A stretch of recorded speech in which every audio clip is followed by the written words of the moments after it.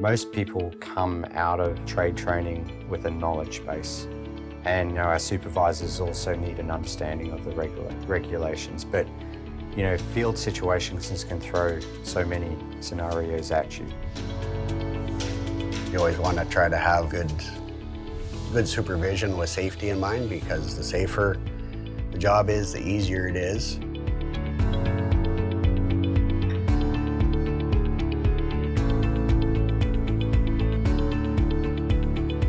Competencies basically set the baseline of the skills and knowledge that we require in the field. But a competency really measures how an individual can actually apply that street smarts or that knowledge they've acquired through training programs or on their training card, and how they can apply that in the field. And that's what we really need at CIMS. It helps because you need to know where a person's experience lies. Even though they come to you with a ticket, doesn't necessarily mean they have the required knowledge and ability to do the task.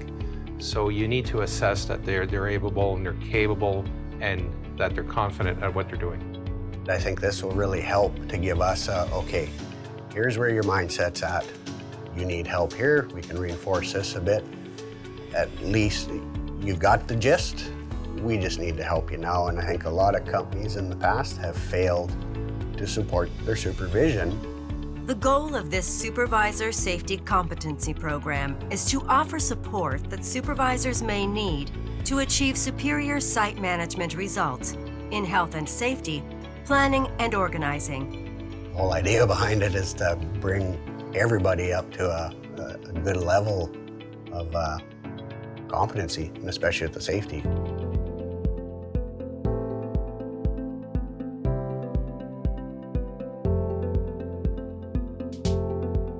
We got different scenarios we've done up, and different questions we can ask and then see what their response is. And by the responses, you can really tell where their mindset is, what level their safety belief, I would call it, is at. Extremely beneficial because you're getting the input from the individual from the field level. It's just not a put together by people from an office. It's actual work experience that's being driven on how this program works. As a superintendent, you're involved with everything. You're responsible for everything on site. That's why we have these programs in place, so that everybody has the information to follow. One of our big shutdowns we did,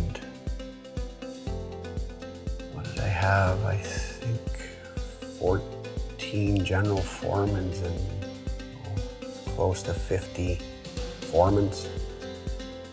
And to find that many people with that have the right safety mindset, never mind the rest of it, is a challenge.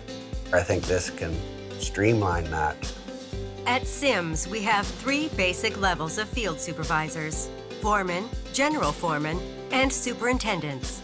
Each level of supervision has different responsibilities and accountabilities, so it is important, as an employee moves through the levels, that they fully understand their responsibilities and how the company expects them to meet those responsibilities.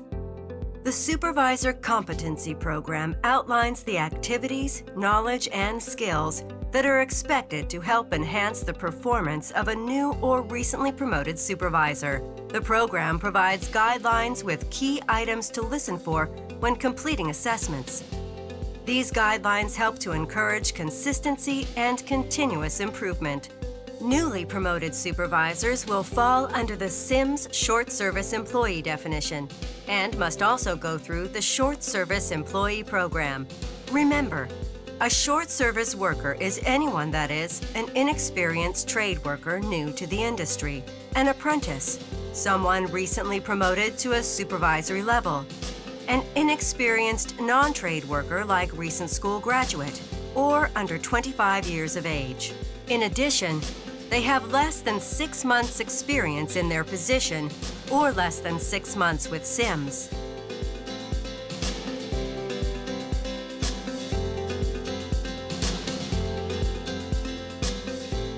The Supervisor Safety Competency Program consists of 4 steps. The prospect leader is identified, assigned a mentor, and begins the Short Service Employee Program.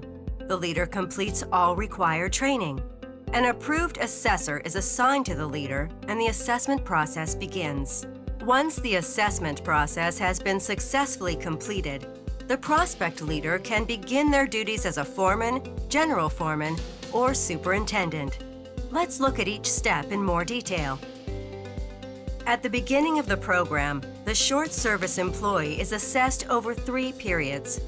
They will complete a self-assessment and will also be assessed by their assigned mentor and superintendent. The self-assessment is discussed and signed by the SSE and their mentor. This is important to help identify any significant gaps between what the SSE and the mentor has identified. The mentor completes the second assessment, and the superintendent completes the final assessment. The next step is for the prospect leader to complete all the required training. For example, online courses or workshops. The final step before the prospect leader can begin their duties is for the approved assessor to complete the competency assessment process.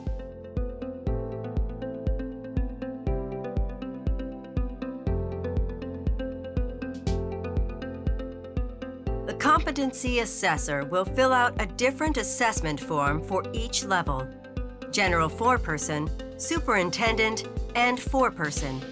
The first part of the form is the same for each level, but the assessment criteria differs. Let's look at an example of a criteria question from the foreperson assessment.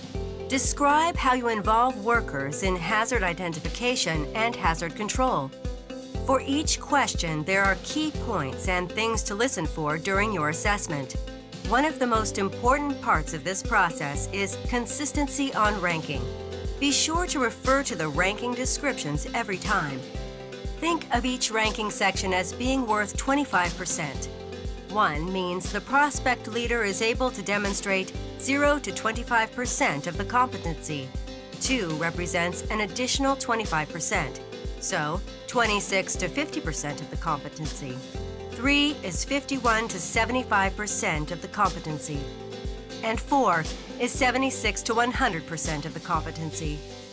For example, if the prospect leader is only able to provide adequate answers for 6 of 10 key points listed, then you might mark 6 out of 10 in the comments for that question.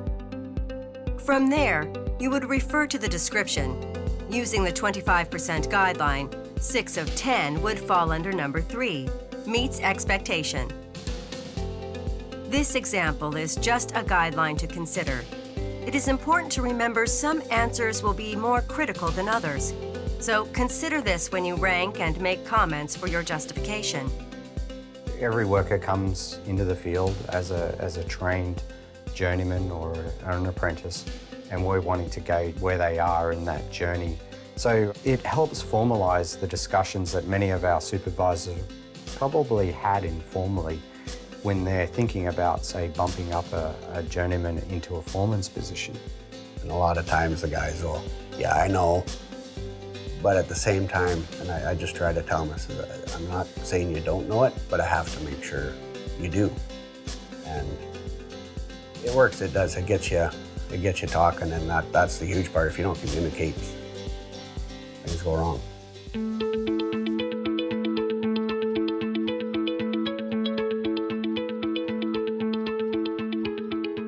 Programs like this help to define behaviors that support company values and principles, identify and leverage high performers within the company, manage competency gaps in individuals and groups, and increase performance and productivity. These are great programs, and they're constantly evolving because technology changes, our industry changes, it's constantly evolving, so we need to stay up on it. We don't want to see anybody going home injured. We don't want to see any damage to the client's equipment. I mean, we want to be as professional as possible on the job sites.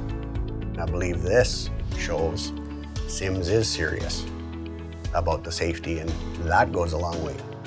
The benefits to CIMS is really that it gives us a competitive advantage. Our workers all have a common standard that they need to work to and are aware of, and it's been clearly identified. That means our team is rowing the boat all in the same direction towards the same goal. Well, competency program takes CIMS safety program to the next level.